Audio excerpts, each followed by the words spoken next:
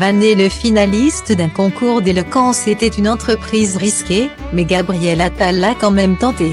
Le porte-parole du gouvernement. Un peu plus et personne n'en aurait entendu parler.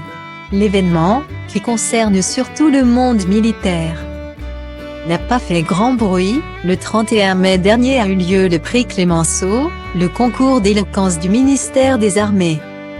Ce jour-là, plusieurs grandes personnalités étaient réunies au sein de l'Hôtel des Invalides pour assister à la finale. Florence Parly, la ministre des Armées, le chef d'état-major des armées François Lecointre, ainsi que Gabriel Attal. Le porte-parole du gouvernement a remis le prix à Léo Delaplanque, un aspirant médecin de l'école de santé des armées.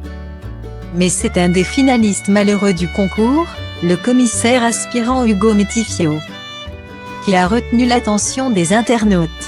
Dans son discours, le jeune homme avait fait preuve d'impertinence et d'humour. Au moment des questions du public, en fin de prestation, Gabriel Attal a adopté le même ton taquin.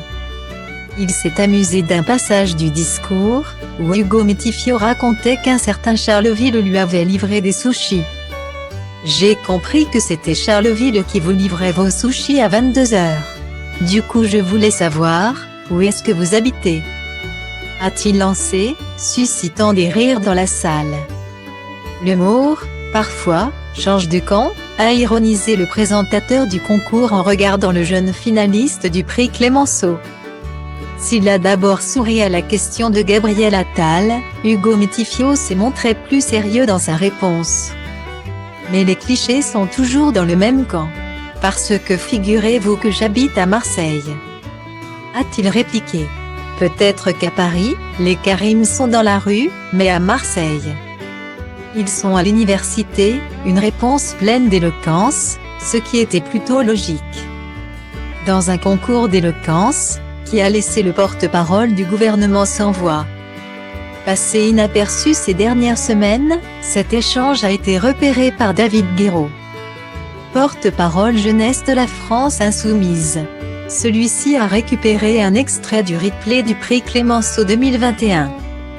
Disponible sur YouTube, et l'a publié sur Twitter ce mardi 6 juillet. Ce moment de gros malaise vous est offert par le porte-parole du gouvernement.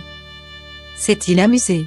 Largement partagé et commenté, la séquence a valu à Gabriel Attal de lourdes critiques de la part des internautes.